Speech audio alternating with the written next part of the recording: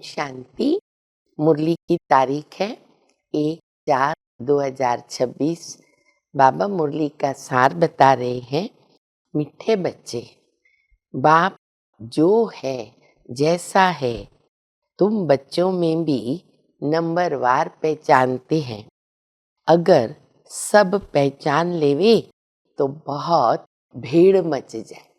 बच्चों में भी नंबरवार जानते हैं। प्रश्न है, चारों ओर प्रत्यक्षता का आवाज कब फैलेगा? उत्तर है, जब मनुष्यों को पता पड़ेगा कि स्वयं भगवान इस पुरानी दुनिया का विनाश करा के नई दुनिया स्थापन करने आए हैं। तब भीड़ भी मच जाएगी, प्रत्यक्षता भी होगी।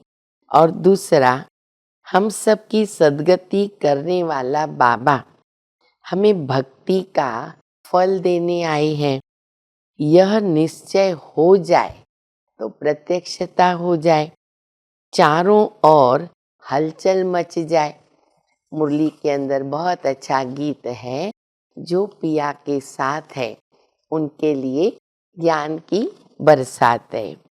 आज बाबा हम बच्चों को बाबा की याद हमें कैसे आनी चाहिए, बाबा को हम कैसे याद करते हैं, उसके विषय में बता रहे हैं।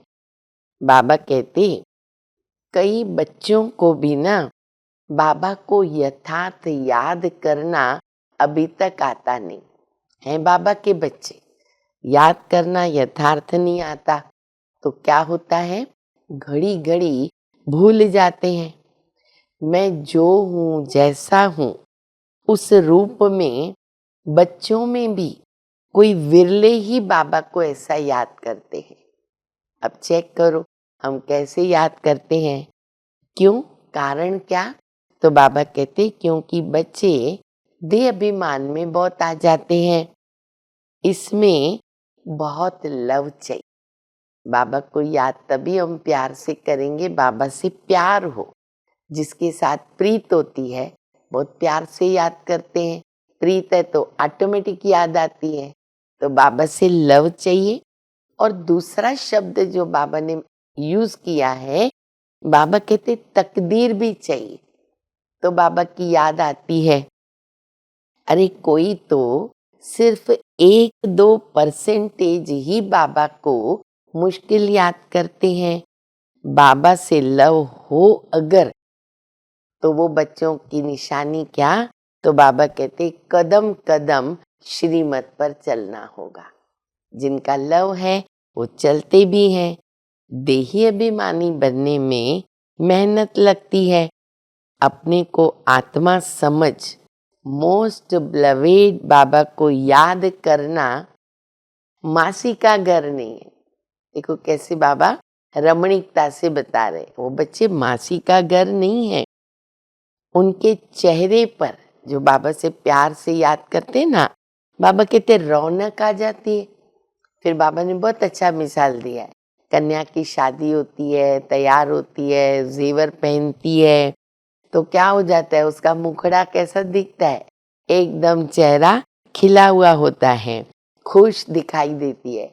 हाँ, कोई कोई ऐसे लौकिक में भी होते हैं, बाबा कहते उनकी शक्ल है ना जैसे मुर्दे के जैसे होती है। तो यहाँ भी इस प्रकार से है ना, बच्चों की बाबा कहते अलग अलग स्थिति होती है।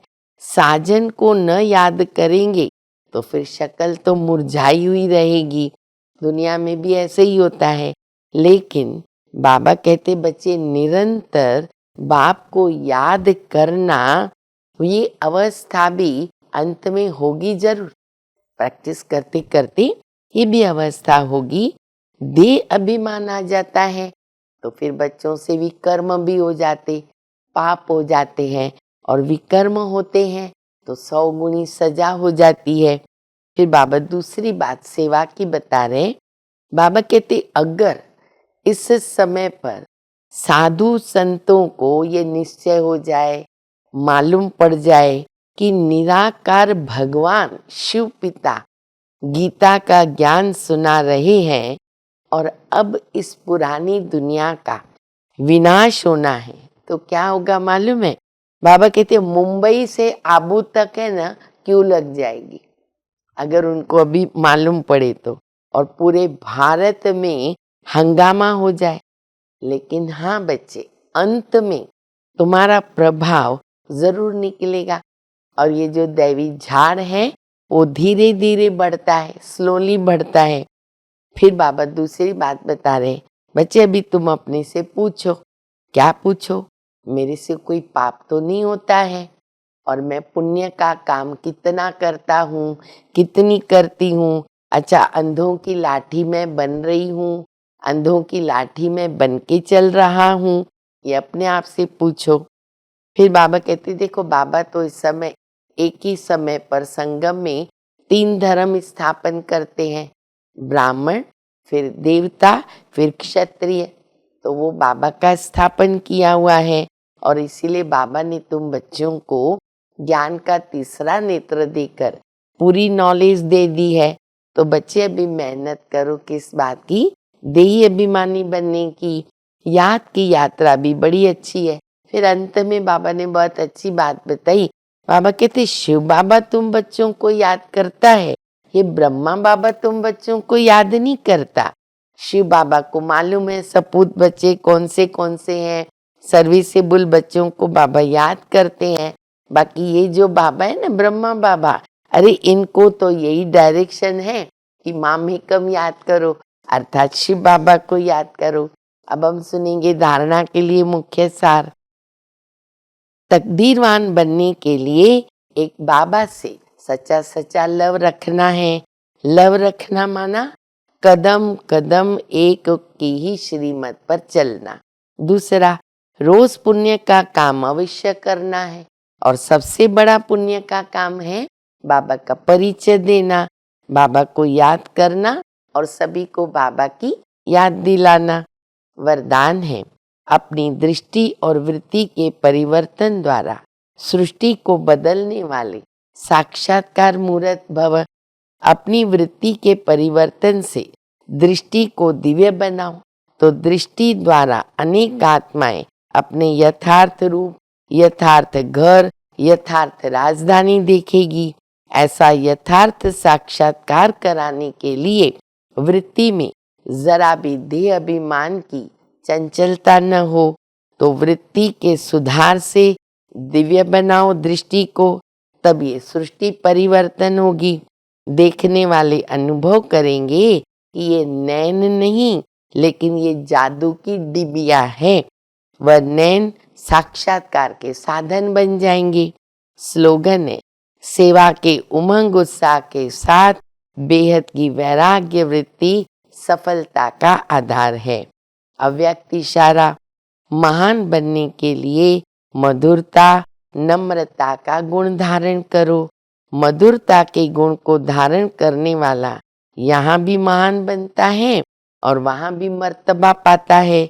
मधुरता वालों को सभी महान रूप से देखते हैं। तो ये मधुरता का विशेष गुण हर बच्चे में होना चाहिए।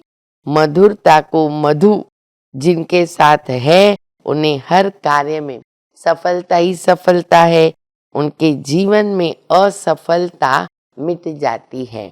अच्छा, मीठे मीठे सिक्के लदे बच्चों प्रति माता पिता बाप दादा का याद प्यार और गुड मॉर्निंग। रूहानी बाप की रूहानी बच्चों को नमस्ते। हम सभी रूहानी बच्चों की रूहानी माता पिता बाप दादा को याद प्यार, गुड मॉर्निंग, नमस्ते नमस्ते, शुक्रिया बाबा शुक्रिया। ओम शांति।